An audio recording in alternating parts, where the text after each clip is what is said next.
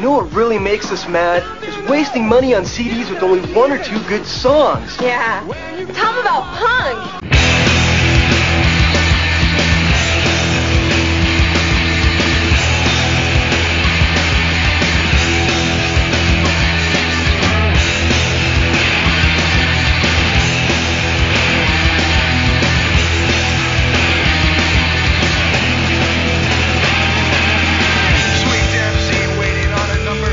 What's up, posers?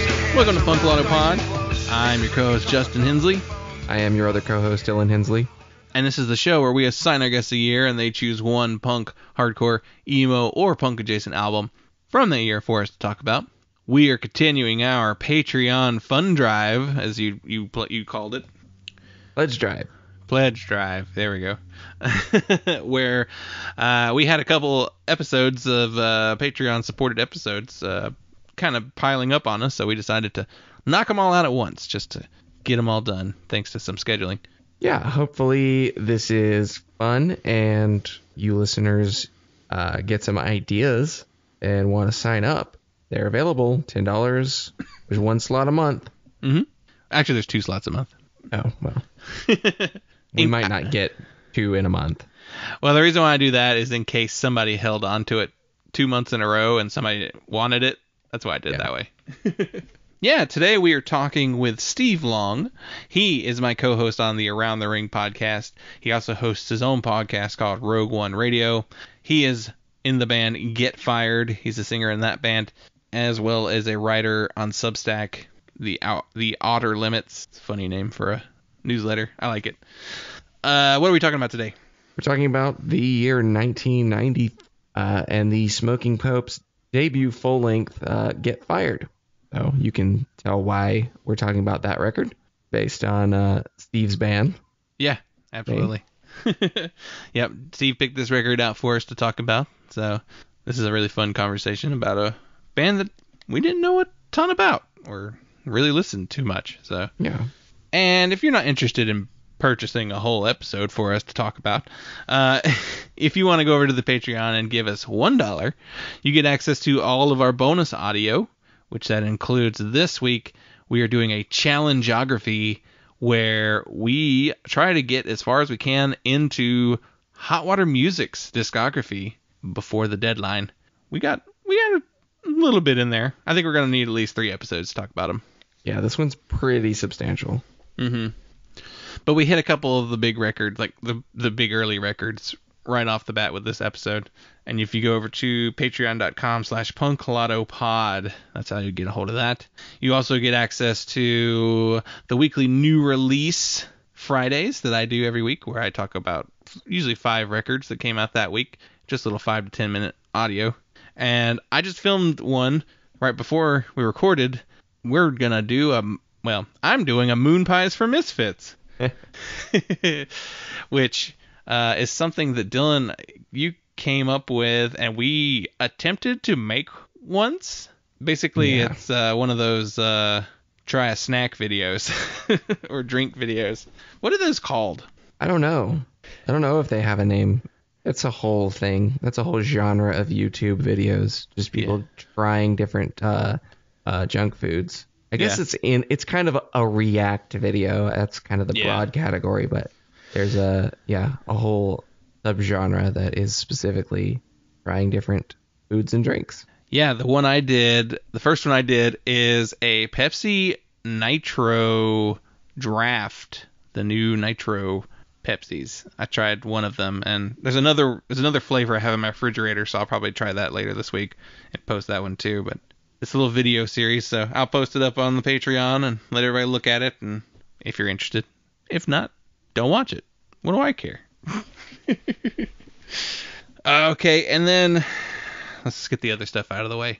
Instagram, Twitter, Facebook, @punklottopod, punklottopod@gmail.com, punklottopod.substack.com, and our voicemail line, 202-688-PUNK. I think that's everything. I don't think we have a voicemail this week. Let me double check. Yeah, no voicemails this week. But thank you, everyone, for listening, and enjoy the show.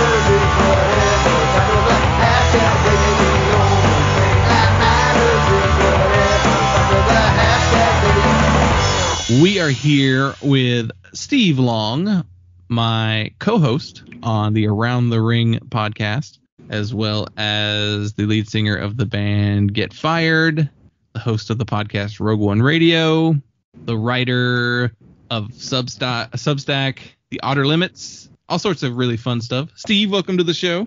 Hey, thanks for having me. Thank you for being on the show. We've been trying to book this one for a minute, actually, because this is a Patreon sponsored episode, and you picked this out a couple months ago, and it's been a little tricky trying to get the schedule together for all three of us to be on the call. Yeah, our schedules are very crazy to say the least. Yeah. But thank you for coming on the show, and thank you for sponsoring this episode. My pleasure. Let's talk about, what do you want to talk about first? Do you want to talk about Get Fired first? The album? Well, let's talk about your band first. Okay. So I've been in a number of bands over the years, and Get Fired started in, I want to say 2016.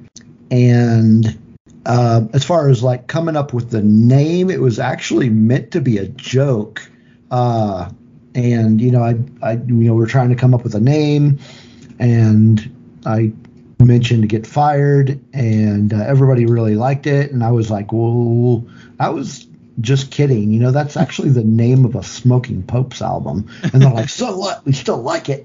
We're keeping it. And I was like, all right, let's go with it. So yeah, we were together for a couple of years, and then we split up. But then I was trying to get. I spent about a year or so trying to get another lineup of Get Fired together, and I guess it took about a year and a half. And I found some more guys, and so we stayed together for a little while.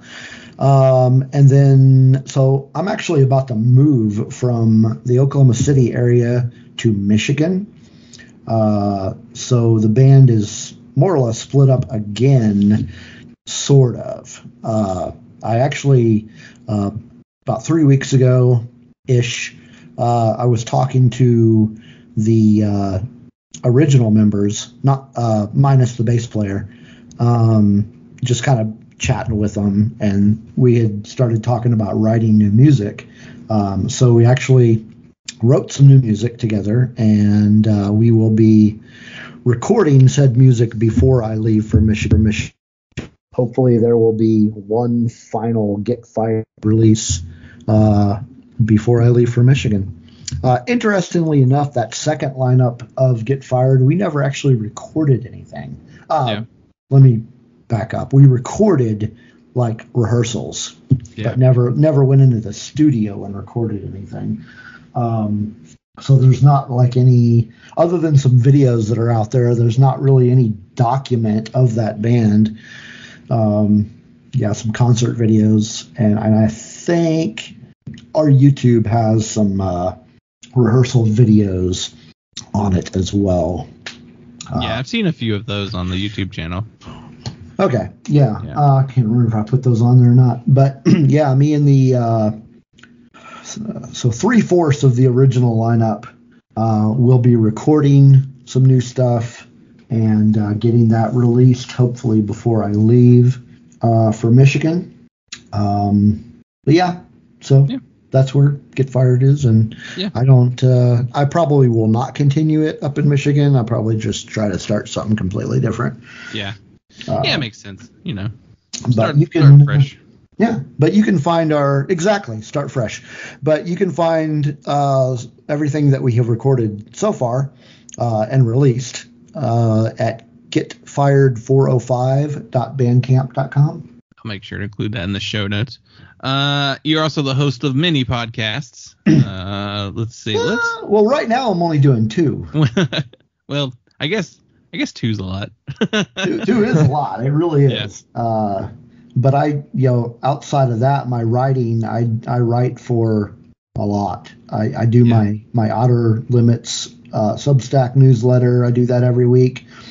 And then I also do some freelance writing for some various website news zines, or whatever you want to call them. I used to write for punknews.org. Don't really write for them anymore. I used to write for Dying Scene. There's a couple others that I used to write for. Right now, the only punk rock website I'm writing for is called The Bad Copy. And then there's a couple of pop culture websites that I also write for. But yeah. Let's tell the audience about Rogue One Radio. How would you describe that show for people? Well, that one started in 2019. Yeah, 2019. Is that right? I think it was 2019, because of late 2019. It was right after the first season of The Mandalorian started. If you guys are Star Wars nerds, anybody out there. I started it essentially with a buddy of mine as a Star Wars podcast, and it has since grown into kind of more than just Star Wars. And, a lot of different assets or aspects of pop culture. But in addition to talking about geek culture and pop culture and stuff like that, I actually play music on it. Usually like underground stuff that nobody's heard of other than me, as far as the host crew goes. Yeah. Just to kind of get names out there of people, bands that aren't necessarily so well known. So we do that. And then, so I guess the tagline, if you will, of the show is sweet jams and conversations about a galaxy far, far away and beyond. So, yeah. Star Wars focused, but pop culture centered. Yeah, it's mostly Star Wars, but we talk about other things when it tickles our fancy. Yeah. Like last week, we did a review of the Batman. Right. And then what is today? Thursday. 2 days ago, we did an episode about the Bronze Age of Disney. So that's kind of like the period of 1970 through 1988, which basically was like post death of Walt Disney. Yeah. And then a little further. So a lot of stuff, a lot of fun stuff. We do that live on Tuesday nights on YouTube, 7 p.m. Central. Although I don't know if the time is going to stay the same once I move to Michigan, because that's a time change. Oh, yeah? Yeah. Is it? Which way is it? It's Eastern. Oh, so you'd be... Michigan is Easter. I'll be on the same time zone as you, actually. Oh, nice. Yeah. So no more of that, me going 7 your time, 8 my time? That is right. Yeah. So I'll have to get used to that. I'll have to get used to that time change. But yeah. And then lastly, we can talk about Around the Ring, which I can contribute to this discussion. So a couple, I guess sometime last year, maybe was it in the summer? Maybe like in August. We started summer, July, August, something along those lines. We started talking about potentially doing a wrestling podcast together, and we met through mutual friend Dave Brown, Oklahoma lefty, 1 band 5 songs. Yep. So we talked about wrestling, and you mentioned that you used to host a wrestling podcast called Around the Ring, and you decided that we should just revive that name instead of starting a new one from scratch. So, the show was more or less still active somewhat. Our buddy Floyd had taken it over for Dave, actually, because Dave was running it. Me and Dave started that one. And then I dropped out of it, and he ran it himself for a while. And then he started running it with Floyd, and then Dave himself dropped out of it. And then Floyd took over, and then Floyd was doing it for a pretty long time. But then he was only doing an episode every now and then, because he has another wrestling show that he does. But I was like, yeah, we were talking about doing wrestling. I was like, well, I wonder if we could just do Around the Ring again, because Floyd's only kind of doing it. Yeah. So I talked to him, and he was like, oh, yeah, definitely. I need somebody to take over that show. And it just kind of worked out. Yeah, I have fun doing that show. It's funny because it's a show that, like, I don't have to, like, prep for extensively outside of watch some wrestling. Yeah. Like, I don't have to make... We just got to remember to watch some wrestling, which isn't really that hard to do because we watch it, I mean, mostly every week. Yeah. Yeah, I definitely watch AEW every week. We're AEW heavy. Like, that's our main thing we consistently watch. But we also will talk about New Japan, Impact, and any independents that look interesting to us. So, but it's a fun show. I enjoy doing it. I mean, pretty much the only thing we don't cover is probably WWE, which we still talk about every once in a while, but it's not really something that we cover. We did a show about the Royal Rumble, didn't we? Yeah, we did. We did. Yeah. So that was the last time we really talked about WWE. We might hit Mania if either one of us decides to watch any of it. We'll see. Well, cool. I'll make sure to include links to all of those things in the show notes. So if you want to follow Steve on all the different endeavors that he does. So let's get into the rest of the show, though. So since this is a Patreon sponsored episode, we didn't assign you a year. We just let you pick a record to talk about. So the record you did choose came out in the year 1993.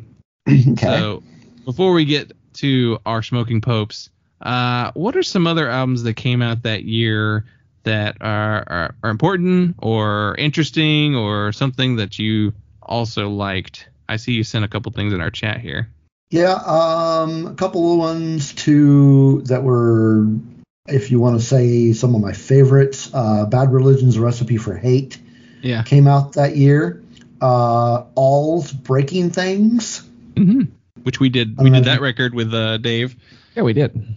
Oh, that's right. Well, you guys did. I think the last time we did a Patreon, or I did a Patreon. I think you did a Patreon episode on No Control. That's right. Yeah, you selected that one. Yeah. I forgot about that. Yeah. I don't know if you guys are fans of Bikini Kill, but they put out Pussy Whipped that year. Yeah, I've got tickets to see them that have been rescheduled like 4 times now. I am very jealous. We'll see if it happens. It's supposed to happen like in June this year, so this is like the 4th time it's moved. Fun fact. I say I'm jealous because I really want to see them again. Yeah. But I was in a band, like early 90s, probably about the time this album came out. And we opened for them. Oh, wow. That's awesome. It was a very strange, we don't have time for that discussion, but it was a very strange, it was a very strange show. Like, it was one of those shows where, like, we were already booked for that venue. Yeah. And then they booked them for the venue. So it was like, we weren't really opening for them. We were just playing on the same night. Uh-huh. But it was a weird situation. It sounds like one of those things where they were like, oh, Bikini Kill's coming through. Well, we're going to put them on. It's fine. This band's fine to go on with them. No, we were previously booked, I guess. As it turned out, they were coming through, and they're like, yeah, we're not going to cancel you guys, but yeah, you're just going to play that same night. And I was like, oh, well, okay. Yeah. I mean, that's still pretty cool to say, you know. Yeah. You opened for Bikini Kill. That's wild. Yeah. So they put an album out. Pennywise put out Unknown Road, and Frank Black put out his first solo album. Yeah, I actually just listened to the the Bandsplain episode from a few months ago about the Pixies, and she was talking about that record. Like, Frank Black has so many records, but he does. I really like his stuff with Frank Black and the Catholics. Yeah. But yeah, I'm a big Pixies fan. I did listen to that as well. Yeah. That band's playing episode. Dylan, what are some other records that came out in 93? What is some stuff that speaks to you, Dylan? It's kind of a not thrilling year. There's interesting stuff. I actually spent a good bit of time kind of deep diving on 93, but I'm honestly not much really is coming to mind that's like made a huge impression. We recently talked about we did our deep dive on the Muffs. So they're self-titled. Their first record came out, and that was that's a great record. That's definitely a standout. Kind of underrated for the year, I think. But otherwise, I mean, there's like there's some pretty good hardcore stuff. Like Snapcase put out "Looking Last Self." Oh yeah. Which is the weird first one that isn't really what people think of when they think of Snapcase, but is really good. And then like Rorschach did a record. Maybe more in line with the record that we're talking about. Leatherface did put out Minx. Oh, nice. You know, I just remembered another album that came out in 93 that was very, I wouldn't say important, but it is one of my favorite albums from the band that put it out. Anthem for a New Tomorrow came out in 93 by Screeching Weasel. All right. Oh, yeah, that's a big one.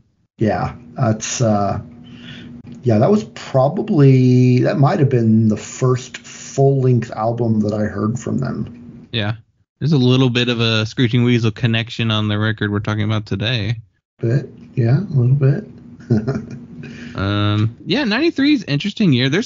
It's an interesting as far as like the variety of releases I'm seeing.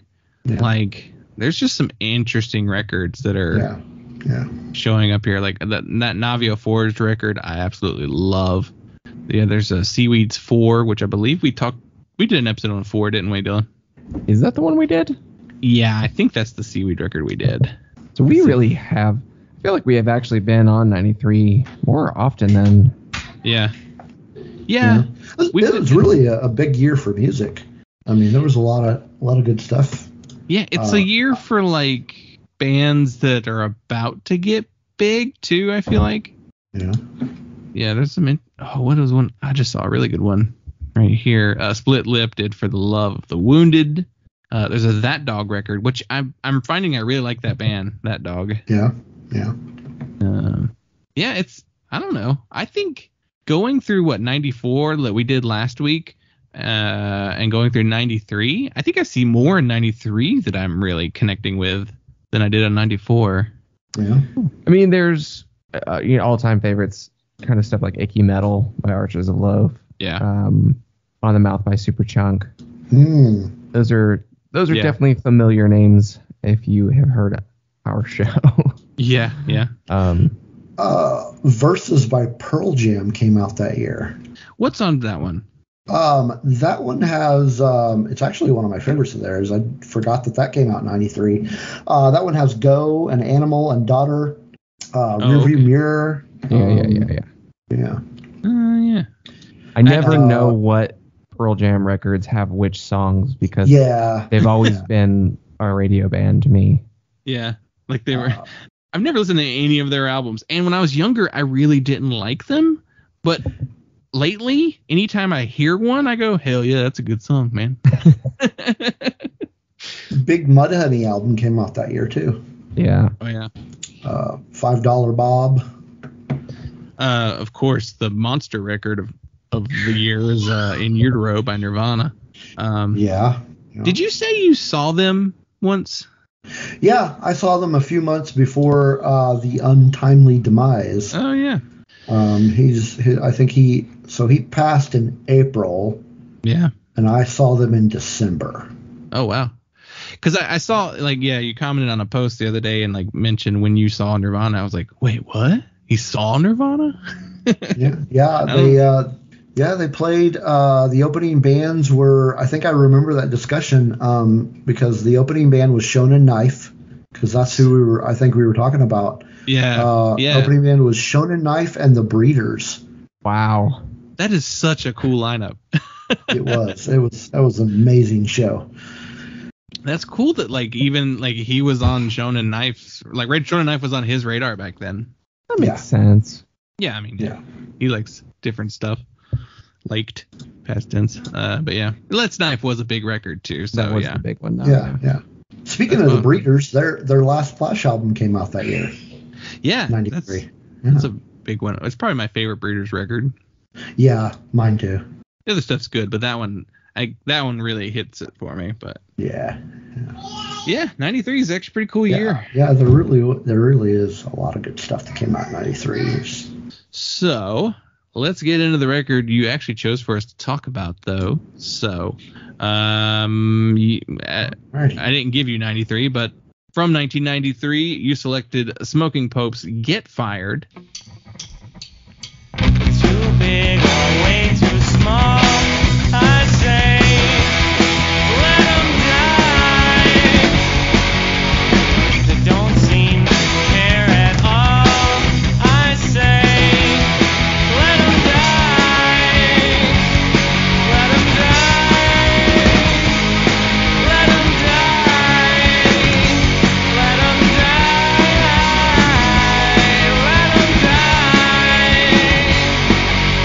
I know they're not happy with their lives. Let's do them a favor. They feel just like you. Oh no. And I have a couple little, I call them stats on the record. Smoking Popes are from Chicago, Illinois. They formed in 1991. This is their debut album. It was released on Johann's Face Records, a record label I've never heard of, and was reissued and remastered in 2010 on Asian Man Records. And the personnel on this record is Josh Caterer on vocals and guitar, Eli Caterer on guitar, Matt Caterer on bass, and Mike Philumley on drums. Yeah. The record was produced by the band as well as Mass Giorgini, who played in Screeching Weasel and then later Kamen Rider and Squirt Gun. And he has produced the likes of Anti-Flag, The Riverdales, Groovy Ghoulies, Rise Against, and dozens more bands. But, so Johann's Face, you mentioned, they are kind of a local Chicago-based record label. Other than the Smoking Popes, they have done albums for, Alkaline Trio they did an album for, Sludgeworth, if you've ever heard of them, probably the two, Apocalypse Hoboken. Yeah. I know there's other bands they've done. Like the big ones that I'm thinking of are Alkaline Trio and Sludgeworth, really, besides Smoking Popes. But they're pretty small, but yeah. Well, what I like to ask our guests is, what made you choose this album for us to talk about? I actually chose it just because I was like, okay, my band is named Get Fired. It'd be cool to just have somebody talk about this album. Maybe they've never heard it before and see what their thoughts on the album were. Because I wasn't sure if you'd ever heard the album before. So I just thought it'd be interesting to get your thoughts on it. Smoking Popes being Smoking Popes are pretty much in my top 5 of bands overall. Okay. Do you have any connections or thoughts or feelings about Smoking Popes prior to listening to this record for the show? Nothing really substantial. They've been a band that I've been aware of since, I don't know, honestly, I don't even know when I became aware of them. I feel like they put something out maybe really close to the end of their career that was kind of as I was really getting fully into punk, maybe as a teenager or a little older. I'm trying to think of what record that was. I wonder if I could find that, because I was trying to remember that too. Because I remember when they put out a new record, and because I don't think it was the reissue of this record. I think it was probably Stay Down, the 2008 record. That sounds like Maybe. when I would have likely become aware of them, but I don't recognize the album cover. Okay. No, I think this is only a test, came out in 2011, and that cover really jumps out in my memory. Maybe that's it. Maybe it was a little bit later. Yeah. Anyway. Yeah, they were never really...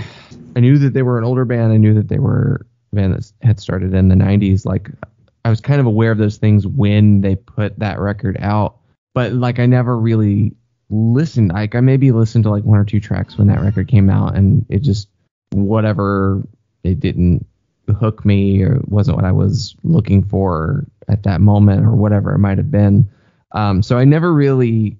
They didn't become a band for me that I would like actually listen to any of their records. I don't think I had listened to any of their records in full before doing this one, but I have sampled stuff from kind of all over their discography over the years, just kind of being like, hey, what's that band about? And then just never really pulling the trigger and actually committing to listening to them. Yeah, so I was trying to figure that out myself. I was trying to remember, like, where... I think I've listened to a Smoking Popes record before this one. It might have been Born to Quit, but I also really can't remember. I don't know if it was something that I was just not paying attention and just kind of had it on in the background or what. But yeah, Smoking Popes are a band that, like, I've known their name forever. I've known their significance to, like, the Chicago punk scene and the greater punk scene in general. Like, yeah, they're a name that I'm very familiar with, but for whatever reason, I hadn't really, listened to anything by them. Or if I did, it didn't jump out at me. So, Steve, did you re-listen to the record for the show? Don't need to. I've listened to this enough times. I mean, I've been listening to this album for a few decades. So, yeah. I didn't need to re-listen to it. I think something that I was just thinking of, like, I think their sound is something I wasn't primed for when I first heard them. I think I was maybe expecting them to be more akin to, like, Pegboy or Naked Ray Gun. Yeah, and more typical Chicago sound. Yeah. Yeah. And it's not that they're not so far from those things, but they're definitely not that. Yeah. Yeah, like, I had them pegged as being in that Alkaline Trio sort of lane because I knew there was the Alkaline Trio connection there. Mm-hmm. And with Mike Philumlee playing drums on From Here to Infirmary, and I think one of their EP. And then he also did that split with Dan Andriano, which was kind of a little iconic little split, at least for the Dan side of things, because anytime Dan released solo stuff, all the Alkaline Trio fans were like, oh, he's releasing his own stuff, it's so good. But yeah, I too was a little surprised listening to this record. I was like, oh, it's not as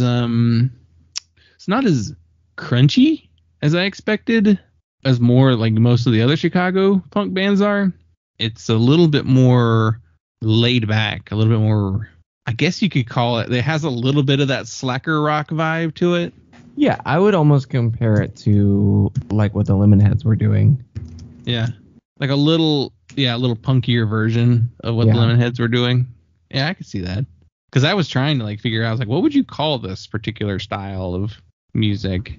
It's really funny. I remember it must have been like in 2011 or 2012. I remember in college being in the car with my wife, now girlfriend then, and some of our friends, and listening to Paul Barabeau.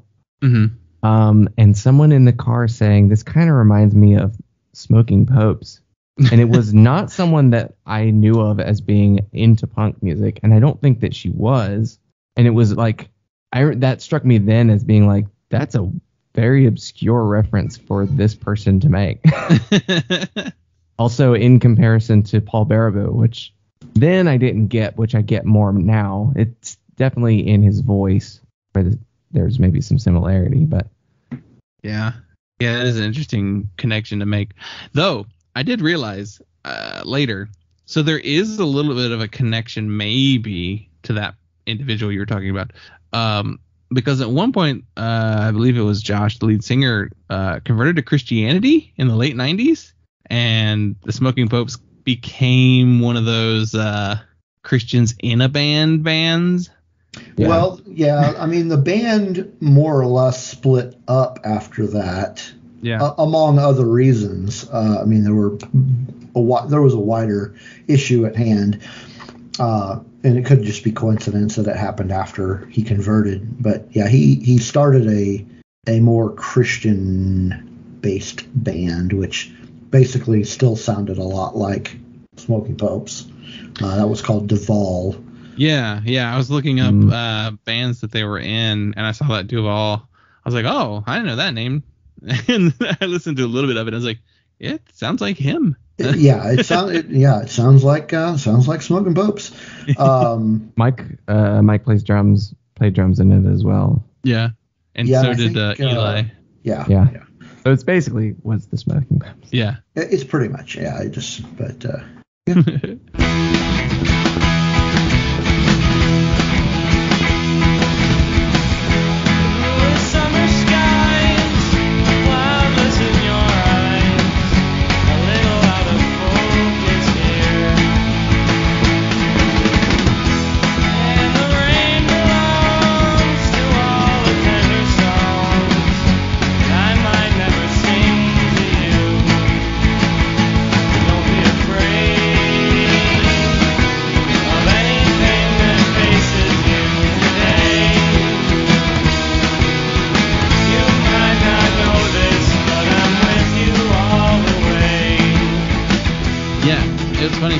I was looking up the connections. Yeah, Josh was also in Apocalypse Hoboken, and Eli was also in Colossal, which is that really good kind of like mathy emo band from Chicago with was it Neil? I think Neil Hennessy. I think played in that band too. And yeah, I think so. Dylan, is there someone else? No, I'm not sure. I don't think so. But yeah, that's one of those like one-off bands. Like they didn't really release anything else, just that one record, and it's like one of those one and done. And it's so good, it's such a good record. So listening to the record, Dylan, did you enjoy it? Yeah. Actually, I really enjoyed it. This record, funny enough, this record specifically was on my calendar last year to listen to. It just kept getting pushed around, and I didn't ever get to it, so I'm redeeming myself by actually listening to it. And I wish I had listened to it last year, because I really enjoyed this record from beginning to end. Like I felt like there really weren't any weak songs. There are certainly stronger songs than others, but overall, I think it's a really fun record. I think it has really unique sound in terms of punk rock and really in terms of alternative rock in general at that time period. I mean, the Lemonheads power pop kind of thing is like the closest comparison I can really make. But other than that, it stands alone in an interesting way. Yeah, there's a little bit of a Chapel Hill vibe that I get in there too, like the Chapel Hill Merge sound. Like say like a slightly not as fast Superchunk from around this time period, or not as angular Archers of Loaf. Like there's definitely some similarities there. I feel like I feel like those are all of the defining characteristics of the Chapel Hill sound. So yeah, listening to it myself, I was like, oh, okay, this is interesting. It's not vocally, it's not what I expected. Guitar wise, it's not really what I expected either. It was kind of a surprise to me because I mean, I talked about it earlier, like not really. I was expecting a little bit different sound. I was thinking more of an 88 Fingers Louie, keeping it in the Chicago area. And but yeah, I really enjoyed this record. Like it's one of those. Well, first of all, it's 25 minutes long, which I love that. I love when a record's short. It almost makes me like records more because they're short. Yeah. You gonna say something? I was gonna say, Get Fired albums are generally very short as well. Yeah. Steve, what are some moments on this album that like stand out for you as far as high points? Like what makes it special for you? You know, my favorite track from the album is Not That Kind of Girlfriend. Mm-hmm. Oh yeah, it is the second to last song on the album, and the first time I heard the album, even back then, it was like it was the standout track to me. A couple other tracks that kind of stood out to me and have stood the test of however many years. Let Them Die has always been kind of this interesting little, like, lyrically, it's like, they probably don't do this song live anymore. It's just kind of depressing in a way, but musically it's just a fun song. Man, I kind of mimic Dylan by saying there really aren't any low points on here. It's just a great album from beginning to end. It starts off really, I wouldn't say powerful. It just starts off really well with Let's Hear It for Love, which they actually re-recorded for another album. And then just keeps going. It kind of keeps at the same pace, and you just can't help but love it. I mean, I still remember the first time I heard it, and I was like, wow, okay. I was going to ask that. When was that you would have heard it for the first time? Well, that's a good story. So my dad actually grew up just outside of Chicago. I was a military brat, but I spent a lot of summers in Chicago. So I just liked being there. But me and my dad had actually went to Chicago one year in '93. Oddly enough, it was right before I joined or went to basic training. So we were just kind of doing this last, let's go somewhere, hang out type thing. So we went to Chicago, and we went to the Wax Trax record store, which I don't know if you knew this, but Wax Trax actually used to be a record store and not just a record label. Yeah. And I was looking around and just looking at stuff, and I was talking to one of the guys that worked there, and I'm like, what do you recommend?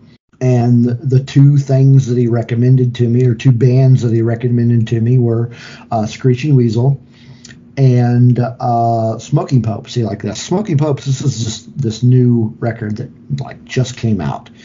And I was like, okay, cool. So I grabbed this CD, Get Fired, and then I also grabbed a couple of Screeching Weasel 7-inches. I grabbed Radio Blast and the Screeching Weasel split with Born Against. Oh, wow. And so yeah, during the drive, just around wherever we were driving, and I popped this album in and just instantly fell in love with it. I was like, this is just so different than what, like, just kind of like maybe the impression that you had when you heard it. This is so not what I was expecting it to be. Yeah. But yeah, just great. And I just, the rest of that trip, I just kept listening to this album, and I was like, wow. So I'm looking forward to seeing more of these guys. And the next year we got another album from them, so I was happy about that. Where and the does rest is history? Where does this rank in Smoking Pope Records for you? Oh man, you would ask that question. Okay, are we talking full-length albums only? Yeah, why not? Yeah, make it a little easier.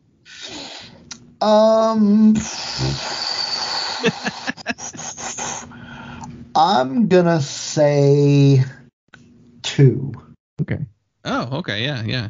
Which is, and I would almost say number 1 just because of its impact that it had on me. It's the personal experience that. Yeah. So I mean, really, I would say 1, but This Is Only a Test is a really good album. Oh yeah, that's like the most recent one. No, Into the Agony is their Yeah, they last. did one in There it is. 2018. Yeah, they did that one in 2018. Also a really great album. Really, I mean, as far as studio LPs go, they only have one that is still good, but just kind of, I don't know. Like This Party's Over or The Party's Over is probably their weakest album. And that was actually the album that they put out. They recorded it before they broke up.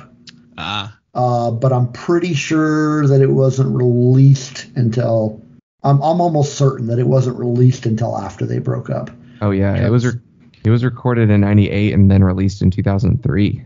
Yeah, because Mike Falumley, released it on his label. It's a cover album too. It is. Yeah. Oh right. And the songs aren't bad. It's just that it's a weaker album for them. Yeah. But everything else it's just amazing. Everything else they put out is amazing. Yeah. I find that cover albums tend to be like, they're neat, but like they're never the thing that you go to that band for usually, you know. Yeah.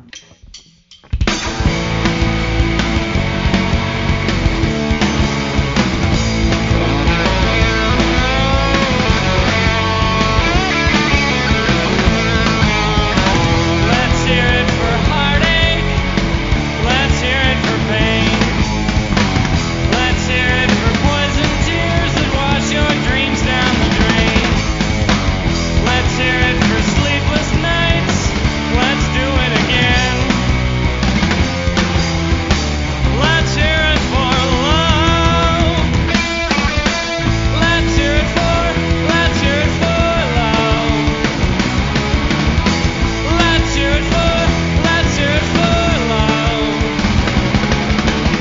Pick your heart up off the floor. This is what you've been waiting for. Let's hear it for love. Dylan, are there any standout tracks for you on this record? Let's Hear It for Love is a really good solid opener. Yeah. It's a clever, fun, charming song. It's catchy and memorable. Like that hook really does come to mind when you say the title of the song. Let Them Die is a good standout too. And not That Kind of Girlfriend. I'm really echoing a lot of Steve's like the ones that he specifically mentioned, but they are some of the like real high points. I was really Double Fisted Love kind of jumped out at me. Yeah, that's a good one. I just think it's really catchy. I really like his wordplay. His kind of like it's very retro. It's very like 60s country style of writing in terms of like the kinds of references you make and like the wordplay and the cleverness. Just like that title, that expression, Double Fisted Love, and tying that into like drinking. And Is there? I mean, the first half of that album is just really strong because after Let's Hear It for Love, the song That's Where I Come In is also a pretty strong song as well. So I was looking at. It's so funny that you both have not named any of my favorite tracks on the albums, which is very funny. So I really loved Don't Be Afraid, which is the final track on the A side, and then the first track on the B side is Can't Find It, and that's like my second favorite track. So I really love how like the side ends and the side starts, like the back to back. I just love both those songs because they have this really fun, like Don't Be Afraid has these really like a really good chorus that I like a lot, and then Can't Find It has this they did like these sort of jangly guitar riff on top of like a real fuzzed out sounding riff. I just like what they do with it. And then the very last track is probably my third favorite, Days Just Wave Goodbye, which it has a really cool solo on that one too. Yeah, it's funny. You named like most of the tracks, and then it's like, wow, the ones I love the most didn't get mentioned yet. Yeah, it's all right. It's all. I mean, the whole thing's a good album. But Yeah, and there's no moments on there where I was like skip or like just Right. outright disliked, you know. Yeah. Everything, like even my least favorite song, Off My Mind might be my least favorite song. I don't know. Even then, I don't really. Even then, I'm not like turn it off, you know. Yeah, no, that would probably be my least favorite as well. Yeah. Even though I still like it, if I Yeah. had to pick a Yeah. least favorite. It's one of the ones that stands out the least. I feel like that's kind of like Yeah, the lowest points are the points where it's like just kind of easier to ignore. yeah, It has something in common with That's Where I Come In, where it's like it's a slower song in the beginning, and then it gets like louder and heavier as it goes, but it just doesn't do it as well as That's Where I Come In does it. Yeah, it's a unique. Yeah, it's funny because I really, even in like the landscape of other punk bands around this time period, there's not a lot like them. And I think you would find more, in common with the Lemonheads and the Chapel Hill bands than you would the other Chicago. Yeah, his voice is especially unique. I think this style of band and that style of singer is not a pairing that I can really find any good comparisons yeah, to, because he's kind of too good of a singer yeah, for like what's basically more like a scrappy kind of indie rock punk band. Which I think is really cool and interesting and adds a different dynamic to it, and like it makes the maybe like the more doo-woppy kind of like Ramones-y pop influence. yeah. I mean, Really carry well. vocally speaking, I mean, he's got more in common with like Morrissey than he does, say, Jeff Pozzetti. Mhm. Yeah. Which I saw that they actually like toured with Morrissey, Yeah. which was wild to me. I was also shocked to see they were on the Clueless soundtrack. Yeah, that's actually where a lot of people first heard about them. Yeah. Because they had the song and that it was released on Born to Quit, and then they put it on the Clueless soundtrack, and everybody kind of got into them then, I guess. Yeah, they had a little bit of an interesting history. Like I was looking at their, they put out the 2 records on Johann's Face, and then they got signed to Capitol, and then on that Born to Quit like support, they toured with the Goo Goo Dolls, and Jawbreaker, and Dinosaur Jr., and then they recorded Destination Failure, and I think that's the one where like the label wasn't super happy with them, like not having like a hit song. And yeah, that's the one.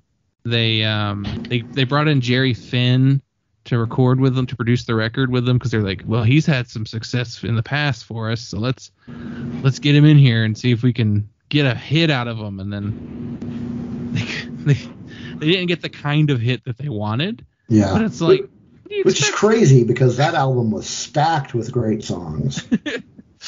But also, like, I also don't think of the Smoking Popes as like, look at those hit makers. Like, they're not gonna be top 40 radio, Yeah, you would really have to dumb them down. Yeah.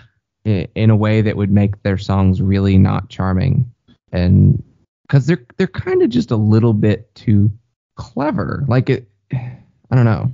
I mean, they kind of turn into a soundtrack band too, because they're on the Clueless soundtrack, they're on the Tommy Boy soundtrack, they're on the Angus soundtrack, which are all like very well regarded soundtracks. Boys. Oh, an Ona Ryder movie called Boys from '96. They're on that soundtrack. It's just funny. I don't think of Smoking Popes as a soundtrack band though. Yeah. I mean, that's just label being like push them. We need to get them on soundtracks. Maybe that'll get us a hit. Yeah. Well, it's also that post Green Day Nirvana scramble too, where they were just like signing everything they could. Yeah. I was looking at what people kind of consider their best material. So, according to Rate Your Music, this is the best rated album, tied with their third album, Destination Failure. But popularity-wise, it's their third most popular. And then on Spotify, it's the fourth most popular release. And then on Last.fm, it's the third most popular. And you don't get a song in their top tracks chart until number 26. And that's Off My Mind, which is funny. That's the most popular track off this album. It's interesting. So it's I guess for like hardcore Smoking Popes fans, it's not anyone's favorite besides I was going to say, I mean, besides me, I guess. Yeah. I would say I'm a hardcore Smoking Popes fan. Right. Well, I guess it was tied for rating. So maybe it's not the most well-known record. Yeah. So people who listen to it like it more, but more people don't try it. I don't know how you. That's fair. That's fair. Yeah, and it's a little rougher. I can kind of tell it's a first record, but it's also like a '93 record and probably not an expensive record to make. I mean, they had 3 EPs prior to it. Yeah. So like their songwriting was tight. And it was recorded at Sonic Iguana Studios, where like tons of bands have recorded, like Screeching Weasel, Alkaline Trio, Dillinger 4, and even more recently Anti-Flag and Copyrights. Yeah. Like it's still kind of used. I mean, at that point, it's not a slick studio. They don't have the money for that yet. But Right. It's not poorly recorded. Right. Yeah, they got connected with Mass by Ben Weasel. Ben Weasel actually got them in touch with him to record the record. So like they've got those connections there. I'm surprised that this record in particular isn't more popular. I feel like Smoking Popes, and this was something that I kind of said to you and this is based entirely on just like what small sampling I've done of most of their discography, but I feel like this is a band that you can absolutely start at the beginning. And I feel like this is the kind of band that the majority of people who are going to be interested in them would just start at the beginning, because they have been so consistent in quality and in style throughout their career. Yeah, that's true. But I also I guess you can't ignore the fact that those other two records were on a major record label on Capitol. Yeah. So there's a more casual audience who's probably going to hear those albums, and that's probably it. I don't know how that works. You'd think people who are like, I like this band. Oh, they've got another record. Cool, I'll try that one too. I don't know. People's listening habits are strange. It is surprising how often people will do that, though. They'll just be like, I only have that one record. Like, they're all like that one. You'll like them. Yeah, one's good. Yeah, I guess it's whenever like you get kind of connected to a record in like a certain place or a certain time, and you don't really just like go outside of that. I guess that's why that happens. But well, did you bring in Tommy Boy? Is that one of the movies I said that you mentioned? Okay. Yeah. I must have missed that. Yeah, it's on Tommy Boy. It's a very interesting soundtrack. Well, I think I've hit all of my notes here. Is there anything else either one of you want to say about the record? Final thoughts? No, I think I've said everything. We already talked about its remaster. There was a Smoking Popes tribute album that came out. Yeah. 2003, I think. And so it's just a bunch of Smoking Pope songs done by other artists. And there are actually a couple of tracks from this album on there. Give me a second. Think I'm actually looking at that particular album. There's Off My Mind. Yeah. Grade? Days Just Wave Goodbye. Yeah, Grade does that one. That's wild. Yeah. Is Let Them Die? Is that on here? Let Them Die is done by Death on Wednesday. And I think that's it. Yeah, I think the rest are for later records. Yeah. Mike Lumley's on there. I'm surprised. But just, I mean, it's kind of off topic, but still on topic.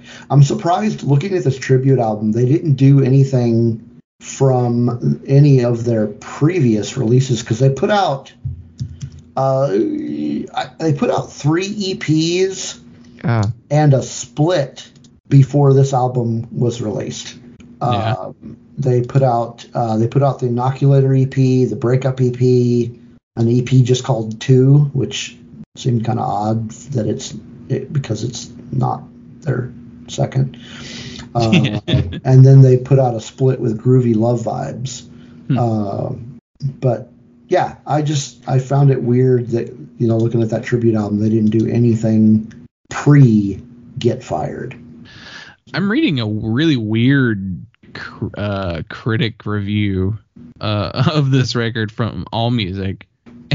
And it's like, it seems incredulous at first, since the band only released a few albums and did not have much mainstream success. It's like, just because a band doesn't have a ton of mainstream success doesn't mean they weren't influential on other people. Yeah. Yeah, and then it says, he also noted the oddity of the former Smoking Popes appearing on their own tribute album, saying most bands or artists being tributed tend to steer clear of the process. It seems wrong somehow to be paying tribute to yourself. Which is, I mean, it's funny. Duval's on here and Mike Philumley's on here, so clearly they didn't care. Yeah. I think it's interesting to... I think that's better than maybe like bands re-recording whole records, but even that's been done well. So yeah, this came out in 2003 while they were still an inactive band. So I mean, maybe they were just like, I always liked that song, but I wish we'd done it different. Why not? Let them be on there. Who cares? Yeah. I don't know. That was just a weird little comment I saw there. Closing thoughts, Dylan? I will probably work my way through the Smoking Popes discography at some point. Yeah. Maybe not back to back or anything, but I think there's a lot there that I will enjoy just based on this one record. So yeah, I'll definitely check out more by them. I might check out those mid 90s ones because I just really like the mid 90s sound. So very cool. My work here is done. Success. So far, all of these Patreon selected episodes they've all been successes. Nothing we were like, ugh, I didn't like that. Yeah, they've been interesting. Well, Steve, thank you so much for doing the show and for supporting this episode and supporting the podcast. And thanks for having me.